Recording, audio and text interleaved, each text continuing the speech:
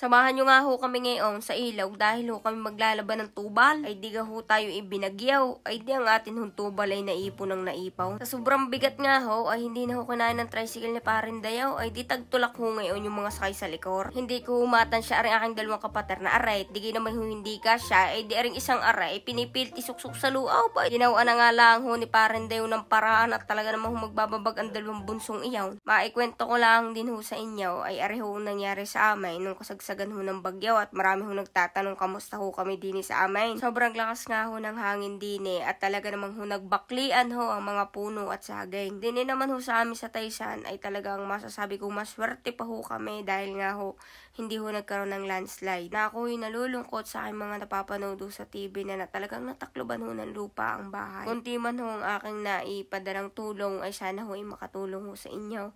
Hindi ko na ho kailangan yung i-video basta ho ang mahalaga kahit papano nakatulong ho tayo. Yung mga araw nga na rin mga batang ay talagang pahirapan hong kumilaws dahil nga ho walang kuryente. Pasalamat na nga lang ho at hindi na ho nararanasan na liparin ho ang bubaw. Dati ho, ako'y bata ay talagang nililipar ho ang aming bubaw. Pagsapit ho ng umaga ay medyo kalmado na ho ang panahon at ito ho yung bumugan sa amin. Napakarami hong nasirang pananim, ang mga saging na sa baho ay talagang nagtumbahan. At sobrang dami hong kalat sa paligid ay sa dami hong wali sinaray. Ay di ho'y kami nagtulong-tulong ho para ang mga kalat na aray ay talaga hong matanggal. Ay nung si Burdang ina naglilimas, ay di ho ako aray nagpeperper na ho ko ng puno at talaga namang ho ko sanay sa mga garning gawain. Hoy naka-short day yan at yan na hindi pantay. Baka naman sabihin niya si Batang ina kapante lamang. Di ga naman ho sa paglalinis, hindi naman ho kailangan nakaayaw. Ay di kung gaya ano hong itsura ano hong itsura talaga Pagkarating nga ho din sa ilaw, kaya di ho pasampasan na ho namin pababa yung aming mga nilamha. Ayan ho ang aking mga kasama, mahirap naman hong pumunta din at maglaba din ng walang kalipon. Kalihaw, Auntie Carol ho ang kasama ko. Sa kanya ho yung mga puti at akin ho rin mga dikulay. Kung inyong maitatanong, bakit ako'y magaling magkusot? Bakit ako'y magaling maglaba? Abay,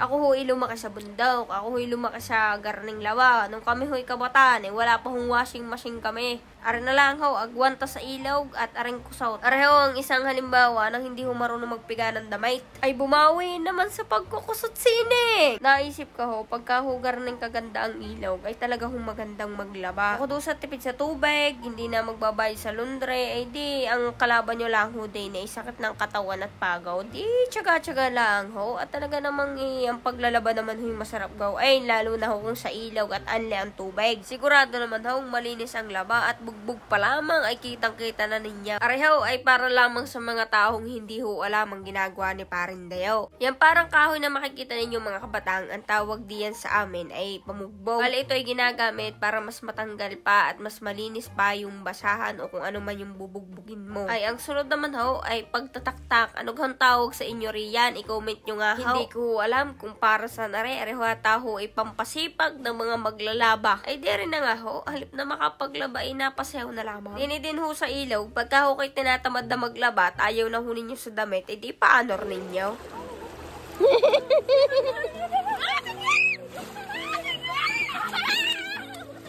Habang tinitingnan ko yung kapatid ko, mga pinsan ko na naglalaro, biglang na-miss yung kabataan ko. Yung mga panahon kasing to, ayan, ganyan yung ginagawa namin. Nagluluto-lutuan lang kami.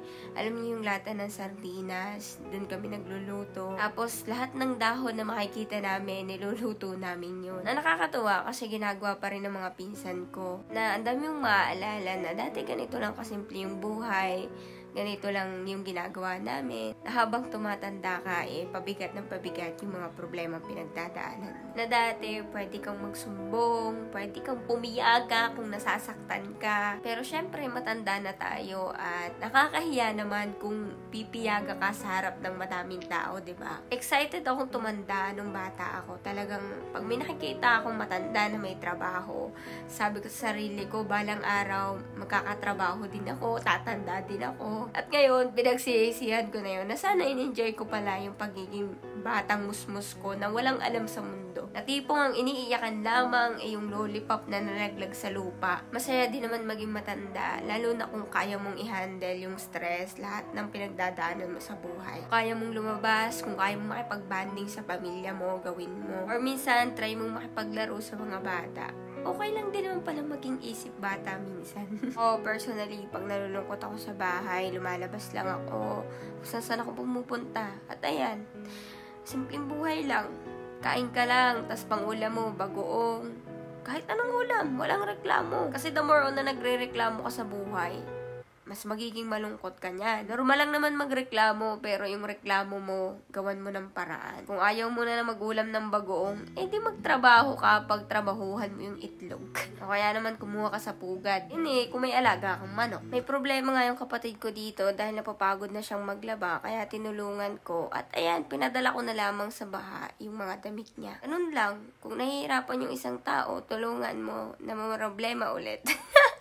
Huwag kayo mag-alala mga kabatang kasi may tao naman dyan sa dulo. Ayan yung kapatid ko. Bali, binalik lang ulit yan. Pag kayo naglalabas sa ilog o kahit saan man, nakita kayo ng basura, pulutin na ninyo. O kaya kung kayo may sariling basura, ay inyong ilagay sa supot at inyong iuwi ang basura. Dahil yung basurang yan ay babalik ko sa atin pagdating ng panahon. Kaya pulutin ninyo ang basura ninyo. Pagkatapos ng mahabang hapon ay kami ay umuwi na at sinampay na namin ng mga damit na dapat isampay. Kuruin ninyo, napakarami pala naming nalabhan. Ayun lamang mga kabatang at dito na nagtatapos ang ating video. Comment nyo nga mga kabatang kung kayo taga saan at nang malaman ko kung saan umabot aring ating video. Ay share nyo muna. Marami salamat!